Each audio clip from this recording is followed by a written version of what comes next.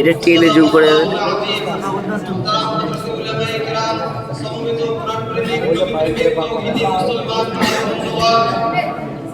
আল্লাহ রাব্বুল আলামিনের দরবারে কালিমাতুল শুকরিয়া হাদিয়া পেশ করি। আলহামদুলিল্লাহ, আল্লাহ রাব্বুল আলামিন আমাদেরকে ইসলামের অনুসারী বানিয়েছেন, মুসলমান বানিয়েছেন।